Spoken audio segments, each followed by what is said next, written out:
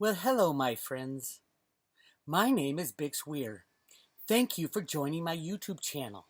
Today, we are going to talk about wishes and rainbows and other topics that are not offensive to anyone on YouTube. Is that okay with you? Very good. Let's begin. This comic book was written by the Federal Reserve Bank. The Federal Reserve Bank writes a comic book? Wow, that might be a little too racy on YouTube because they're doing a lot of censoring these days, I noticed. I heard Big Square put up a video the other day about some horrible woman named Susan Rice that got 11,000 hits in the first hour. It was amazing. And then it stopped getting hits altogether. And then it made $4 in YouTube revenue. Oh, good for him. Good for him. Good job. Insanity has hit the internet. So I am making this video as a plea for everybody to rise up against YouTube. Insanity has hit YouTube. They have demonetized practically everything that's worth listening to on YouTube now, and they are basically forcing the real media out of existence, which is fine and dandy. It's their business. They own it. They can cut off anybody they want, but the whole scope of freedom of speech is getting destroyed as we speak. They are deciding what is real news, what is fake news, what should make money and what should not make money. YouTube is flirting with something. It's very Orwellian, if you ask me. But I am going to read parts of Wishes and Rainbows. And this video is actually, I'm going to call it Wishes and Rainbows and anything not offensive. And I'm not going to enable any comments on this video because I want to see what the story is with advertising and how they determine which videos get ads and which videos do not get ads. So if I don't say anything offensive in this YouTube video and all the comments are shut off because I know you guys love to put your offensive comments in, I want to see the difference. If like, the real news is purposefully being demonetized and this the world of wishes and rainbows is being monetized. So this is our little experiment. And if you have a website, please put this video up and show people, because I will be reading from this Federal Reserve Bank comic book called Wishes and Rainbows, just so that there's enough time on this video so that ads can go on. But this is very interesting stuff. This is the comic from The Road to Ruta. That is Ruta right there. And that's her little friend Rocky. Ruta is also known as Alan Greenspan, the inventor of the first electronic monetary asset. And Rocky, I believe, is this guy Stephen Duveau, who was a very early computer programmer for the Federal Reserve Bank of Boston. And he stayed with the program when Greenspan got into office in the 1970s as the head of the Council of Economic Advisors. Hopefully, YouTube doesn't have the software that recognizes speech and can write, do a tracking on me because I'm talking about the Fed and the bad things that happen at the Fed. Anyway, let's read a couple pages from Wishes and Rainbows. That's the first page right there. And you can get this on the Fed Boston website. Not the actual physical comic because they don't make these anymore. But you can get a download PDF. Deep beneath the ground, between Boulders Ridge and Gophers Junction, lies the little town of Pebbleton. And you see the sneakers walking over the little town of Pebbleton. The town looked like any other town, except for one thing. There is no color. See, there's no color in Pebbleton. Wow. Federal Reserve is getting very artsy on us. Because of the lack of color, all the houses look alike, and every street seems like any other street. The little Pebble people look the same, each about 6 inches tall.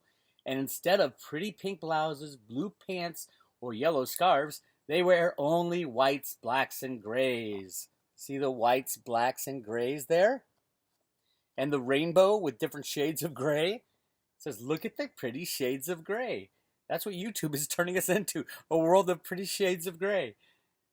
And, of course, the grandma right there is reading the scariest children's fairy tale ever, Little Gray Riding Hood, which that should have been banned years ago.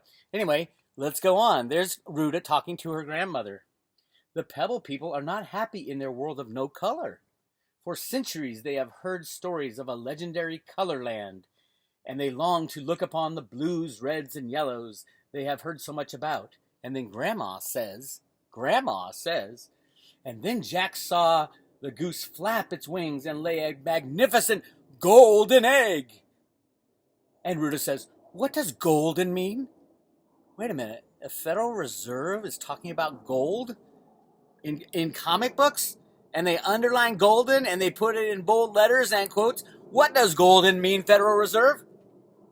Ooh, the intrigue of it all. Oh, Ruta, this is Grandma. Oh, Ruta, golden is one of the beautiful flowers of Colorland, along with blue and red and purple and oh so many others. All my life I have dreamed of seeing the things and the stories describe, a tree's autumn colors or a flower's softly tinted petals. And Ruta says, Grandma, if Colorland is so beautiful, why don't we ever go there? Why don't we ever go there? Well, Grandma, being the nice grandma that she is in this little child's comic book, says, we don't go there because the people who live in Colorland are very big. See? Big. B-I-G. Huge. Big. And might accidentally step on any pebble person who visits.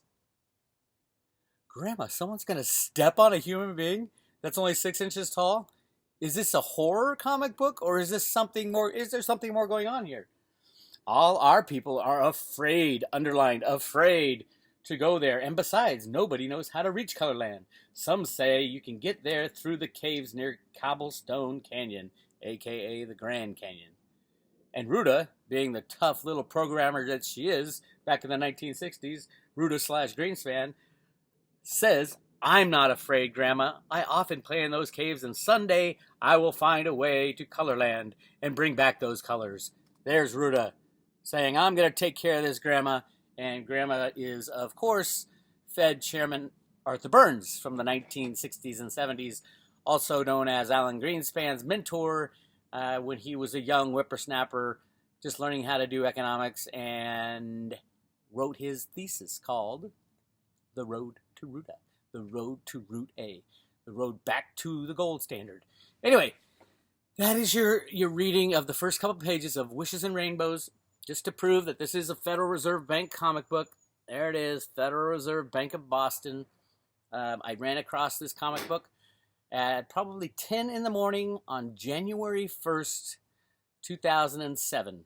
What I was doing, perusing the Federal Reserve Bank of Boston archives at that point in time, at that exact moment that it was posted, because it wasn't there the day before, and it was posted on the website with a big red exclamation point after Wishes and Rainbows and the accompaniment teacher's guide called The Road to Ruta. Crazy days. Yet was it meant to be? Was it in the cards that I figured this out, the Road to Ruta thing, and then ran with it with the Gata Boys and went on my own in 2008? Yeah, it was meant to be, and we're still fighting that fight. All the stuff I talk about is true. This is a real comic book. He is really saying this stuff about big people going to step on people at the Federal Reserve. I thought the Federal Reserve was the all-power Federal Reserve. Why are they talking about in this comic big people going to step on all of us? Is there someone bigger than the Federal Reserve, maybe? Can you say Rothschilds? That's hard to say. Rothschilds? Anyway, yeah, so this is going to go up on YouTube. And if you guys in the YouTube sphere, YouTube gang, want to post it all over the place, it's going to have very non-offensive language. And hopefully it will go under the radar. And it'll be real interesting to see how many views it gets and if it gets any advertising. And we can kind of narrow down what is it that is so offensive to these people who run Google and the people who tell Google what to do, because Google owns YouTube.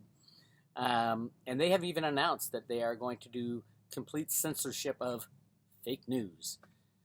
So this will have no wording in it about fake news. Will have no wording about anything, not about Susan Rice being a criminal. Unless they have voice recognition software, it should smooth past the little spiders out there that are searching for the bad news that you're not allowed to hear. But please, post this. Post this to your website. Post it. Send it to your friends and family, and say this is a real weird type of YouTube video. It's an experiment running to see if YouTube is really doing what we think they are doing, which is trying to destroy the freedom of speech for anybody who says anything against the powers that be. This is Bix Weir, roadtoruta.com. Subscribe to my YouTube channel. Just because it's going to be fun following the bad guys as they try to cover their tracks.